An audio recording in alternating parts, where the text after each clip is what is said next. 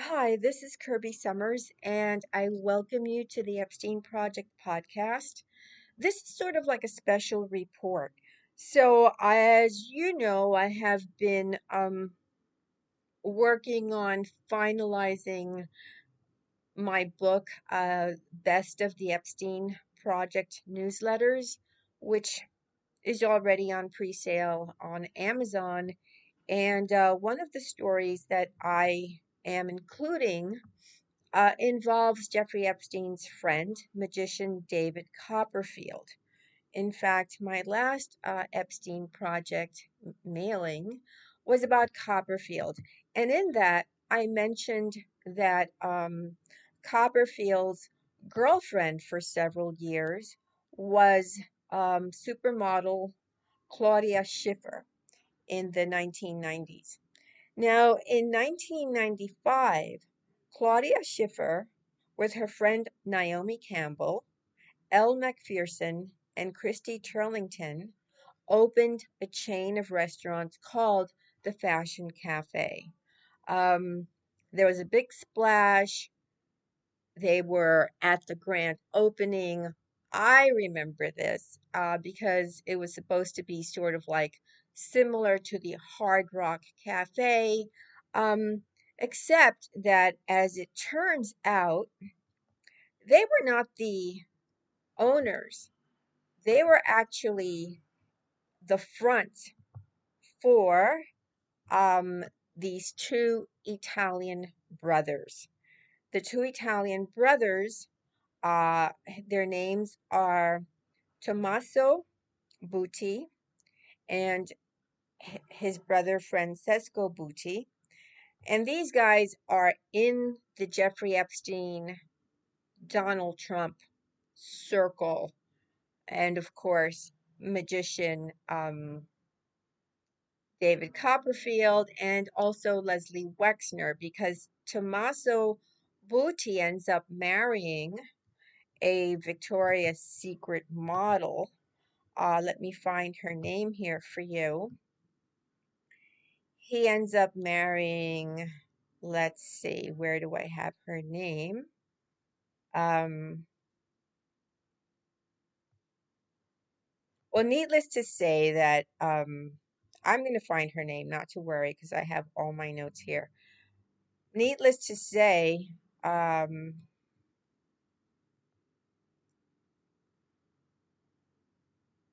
there's this sort of connection between the modeling world, as we have seen through Jeffrey Epstein's connection to Leslie Wexner and Victoria's Secret, as well as Jean-Luc Brunel and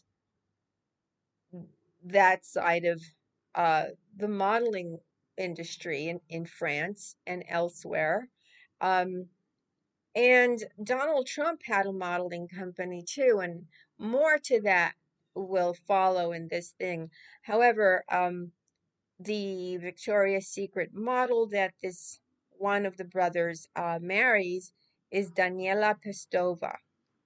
And so it's like this little world where all of these people are doing business and are interconnected, except that the public was told that the Fashion Cafe was owned by these models, the girlfriend of David Copperfield, who I don't know if you guys are aware, but during the time that Jeffrey Epstein was in jail, Copperfield visited him a lot. And as a side note, what I write in my books is that intelligence agencies use magicians to help them with their covert activities, so on and so forth. In any event, so it's Copperfield's girlfriend, Claudia Schiffer, with drum roll, Jesus. All right, Naomi Campbell, who we have seen in that now infamous photograph on a yacht celebrating her birthday with a very young Virginia Giuffre, Jeffrey Epstein, and, um, Ghislaine Maxwell, sort of at the same time that it is alleged that Prince Andrew also met and, in fact, was intimate with Virginia, and lawsuit, as you know, is in the works. In any event, so the company was sort of like said to have been owned by these four models. Again, the names are Claudia Schiffer, Naomi Campbell, Elle Macpherson, and Christy Turlington. So that's what the whole world thinks, except that in reality, the owners were Tommaso Buti and his brother Francesco Buti.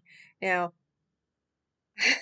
I just, the more I look for stuff that I don't even know I'm looking for, the more I find. So they were um,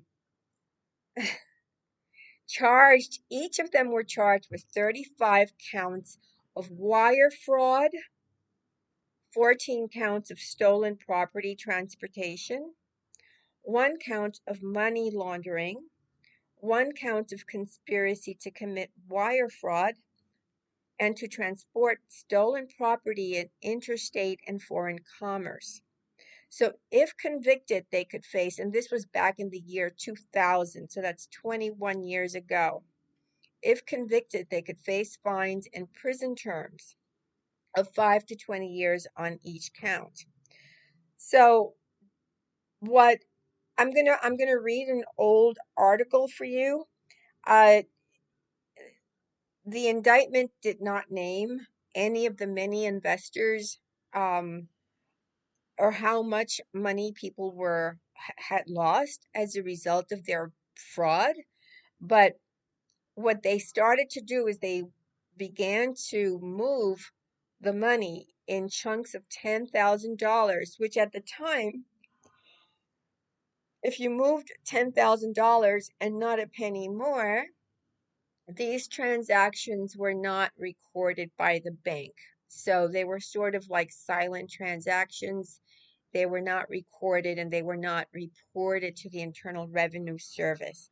So they started to do this, move money in chunks of $10,000. Gee, I wonder where they got that advice from.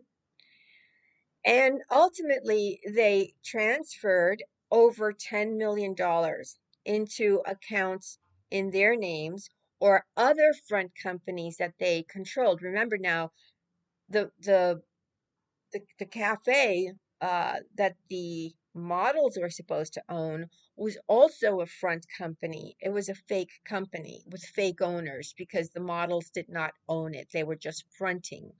All right. So, in 1998, 2 years before this article, uh, they got in trouble for not paying taxes for the restaurants. They got in trouble for not paying the rent on their restaurants. And of course, they're not going to pay the rent. They're not going to pay the taxes. They're not going to pay their employees. Why? Because it was a fraud to begin with. Now, I'm going to go back and I'm going to mention the names of the models that were involved. This is just killing me. Naomi Campbell, Elle Macpherson, Claudia Schiffer, girlfriend of Jeffrey Epstein's close friend, David Copperfield, and Christy Turlington. So, in any event, the story went back and forth. Oh, they were never really partners when the trouble came down, or owners, but they were promised shares of the profits for their appearances at the various locations. They had opened a restaurant in New York. They had opened a restaurant in London. I mean, these guys went all out. So, and they were getting sued left and right, and tax agents beginning in 1998 issued warrants for their arrest. So instead of paying the taxes and responding to the multiple lawsuits, they shut the doors. It sounds very similar to how Ghislaine Maxwell shuttered the doors of her Terramar project less than a week after Jeffrey Epstein was arrested in July of 2019, right? So immediately they shut the doors to this restaurant. And however, they go off to Italy. But in the same year, Donald Trump starts a modeling agency. It's called the Trump Management Group. And who does he decide is the best person to run his modeling agency? He decides that this guy Buti, I'm just so sorry. I can't believe these people believe the public is so stupid. So he goes ahead and he hires Tommaso Buti as his sort of like the guy in charge.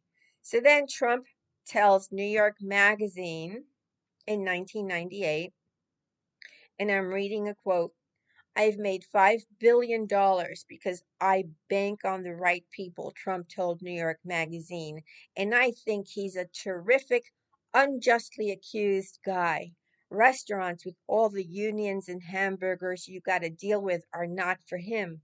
But Tommaso loves women, and women love him. He's a natural to run a modeling agency. So, in any event, Booty was still indicted by the United States Attorney's Office on federal charges of conspiracy, fraud, and money laundering in December of 2000. This is at the same time that Donald Trump is singing his praises. And he was arrested in Milan, Italy. A 51 count indictment accused Booty and his brother Francesco of using investors' money for personal expenses and of falsely claiming they had invested millions of dollars of their own money in the restaurant.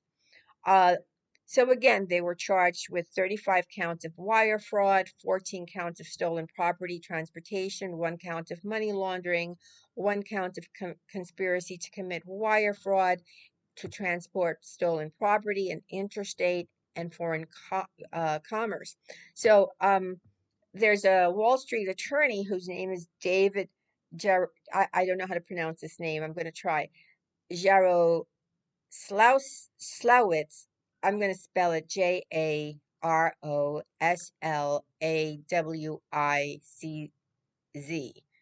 Anyway, this Wall Street lawyer named David, who sued Bucci, and he went ahead and he told the New York Post he was smart enough to con Daniela Pestova into marrying him.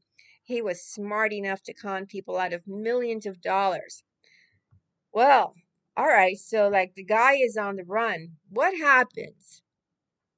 What does Donald Trump do when he's president of the United States on January 19th, before he leaves office?